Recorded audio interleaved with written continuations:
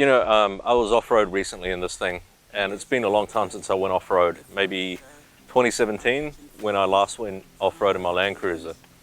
And we're on a dirt road. It was about 40 kilometers worth of dirt. And then there was like a little fire trail that went off to the side, and we turned into it.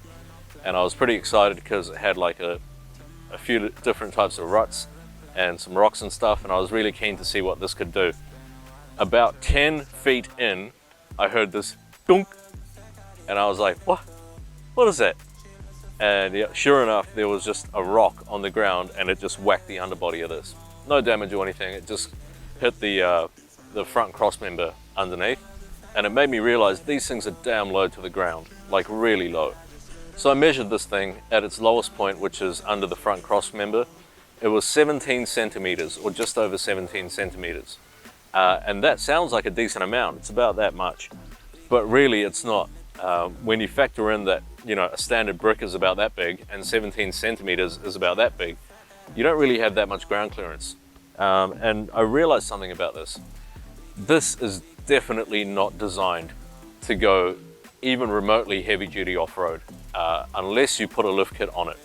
These are often compared to like a Delica, but really they're two different animals.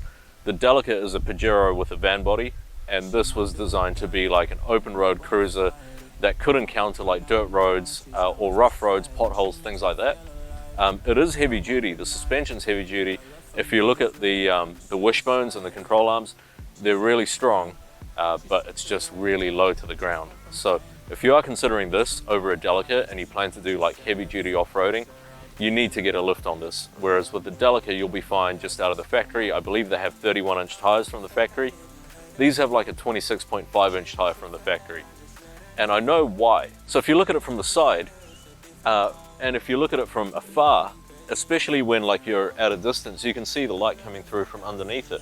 And it looks like it's got amazing ground clearance. Like that, there is a lot. That's my foot, so about a foot. And then you could easily add like another half a foot on there. So when you stand from a distance and you take a look at this thing, you're like, wow, it's got great ground clearance. It doesn't, because Toyota stacked it. So the lowest part of the car is down at the front, like I said, the front cross member. And what they've done is you've got the suspension bolted to that cross member, the drive shafts, which are then connected to the diff that sits on top of that cross member. And then above that is like your radiators and your condensers.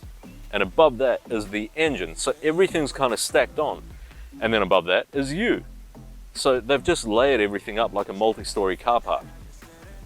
Toyota wanted to keep the overall height of the van pretty low. So just under 2 meters, literally it's just under.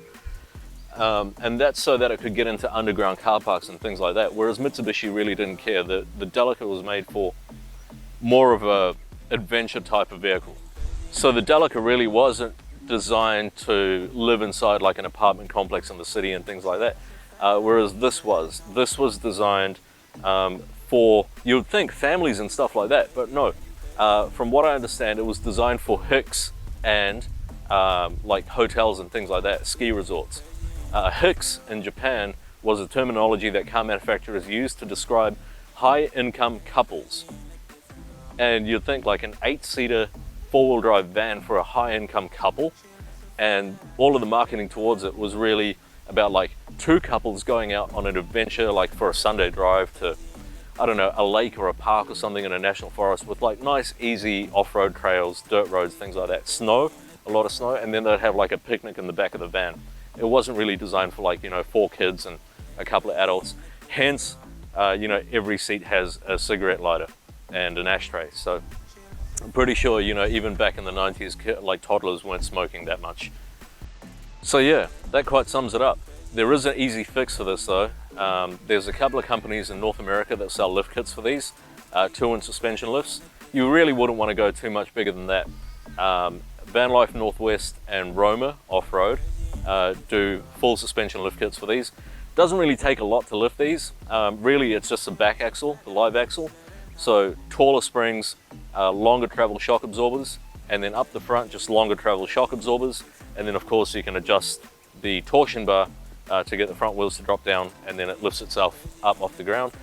Doing that should give you should give you about 23 centimeters of ground clearance. That's if you fit the larger 235 75-inch tires. Again, that's another bonus. You can go up to like a really decent sized tire, which is like a 29-inch tire versus like a 26.5 but from standard. And it just looks a lot better as well. And that 23 centimeters of ground clearance, once it's lifted, is basically what you get on like a modern mid-sized pickup truck. So it's really good. Other than that, if you don't plan on lifting it and you just want to drive it on the road, it's fine. Dirt roads is fine. But yeah, do not take it severely off-road. So that's it from me. A little bit unfortunate because I really wanted to see what this thing can do off-road, but I'm restricted by the ground clearance. As always, thanks for your time. And if you want to donate a lift kit and then ship it to me in Australia, I would gladly accept it. Just kidding. Goodbye. Getting crazy in a different role. We getting crazy in a different role.